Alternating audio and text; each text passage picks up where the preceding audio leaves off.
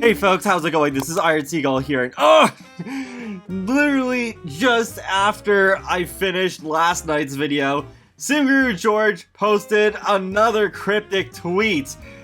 I think he just really is wanting to toy with all of us. And, oh boy. Yep, SimGurus just love to play with our emotions, and that's the tea. So, SimGuru George tweeted out this time a picture of this random pig statue that's dressing as a chef from the base game. And, well, there's an eye emoji this time. So, yeah, what's he trying to get at? Don't really know, but just to add a bit more fuel to the fire, SimGuru Frost steps in with his typical redacted. So, I jokingly retweeted it saying, "Oh, restaurants pack confirmed!"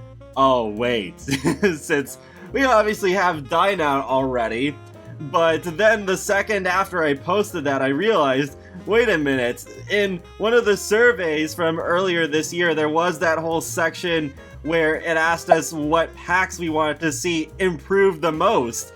And one of the things that I voted for was Dine Out. That was actually my number one choice, just because the bugs need to be fixed. Though, shockingly, it's working well for me recently, except that sometimes Sims still stand up and just start random conversations with other guests. At least if they're outside of my household. But other than that, it's not too bad. Like, the food actually comes at a reasonable speed and all that good stuff. So yeah, other than that, it's not so bad. But still, it would be good to have some improvements. And I know some feedback that came out about this pack at the time is that, oh, we can't play as the chef. We can only be the manager. So that would be pretty cool if we were able to play as all of the other roles too, if we wanted to. Oh yeah, and it would also be cool if we were able to run restaurants from within our home lot. But I'm not getting my hopes up that high for that at all, because it would only be fair if at the same time they made it so that all businesses in the game right now could also be run from home, like the vet clinics and the retail shops. But I decided I needed to investigate a bit more, so I opened up my game and looked for the object, and it is a base game object called the Pork du Jour, and lists the services of a charming personal chef, jolly, pink, and generously proportioned. This friendly companion has an appetite for finer morsels. Indulge him by writing on his ready little slab. Then wipe it clean and start afresh for another day full of delights. With that in mind, it makes me wonder if it is possible that we'll get a French-inspired world in the near future, just because the name of this object is in French. I guess I wouldn't mind that too much, but I wonder what sort of pack theme that would fall under.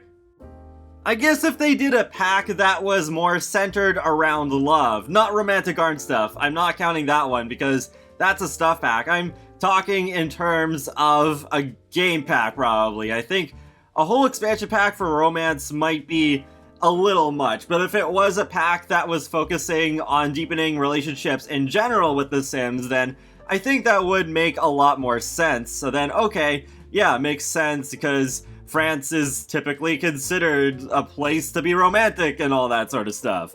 Maybe you could even have hobbies as a connecting gameplay element, because, well, when you do hobbies, then you can connect with other people that do the same thing as you.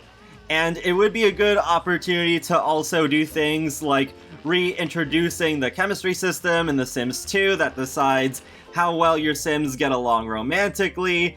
Maybe even the negative side, like the Fury feature. It actually was suggested in a survey earlier this year too, and it sounded very similar to how it was handled in that game as well, so that would be pretty awesome. And, you know, just to toss them in there, interests would be really cool, as well as deciding favorites. If they do a romance pack, though, I really hope they would also update the beds, because why can't the beds be like this? The Sims 2's beds were so good. But with that object in SimGuru George's picture being a pig statue, what if it means that pigs are coming to The Sims 4 through a farming expansion pack? I think that could be pretty epic. The farming expansion is definitely one of my most wanted things for The Sims 4 at the moment. Though now that we got Eco Lifestyle, I could still wait until next year for it because I don't want there to be too much repetition of this whole eco-friendly slash DIY sort of thing going on. Because I think there should be a little bit more variation, especially for those who don't like the theme. I do like it, but I do want some of a change up before the year ends, and then we could do the farming maybe as the June expansion pack. Though on the other hand, I guess it would, considering the theme, make more sense for a fall expansion pack.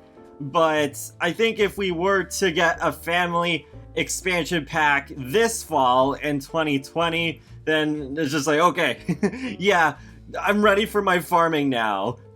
Also, it would be interesting to see how pigs would look and act and what gameplay would be associated with them, because we have not had pigs in the Sims franchise before. We've had cows and chickens, as you can see in this footage here, with some premium content sets from the Sims 3 store. And this tractor too, I think that's pretty cool, even though it is restricted to a track, but still a bit better than nothing. But yeah, pigs! That could be interesting, because I don't want to harm the animals in any way.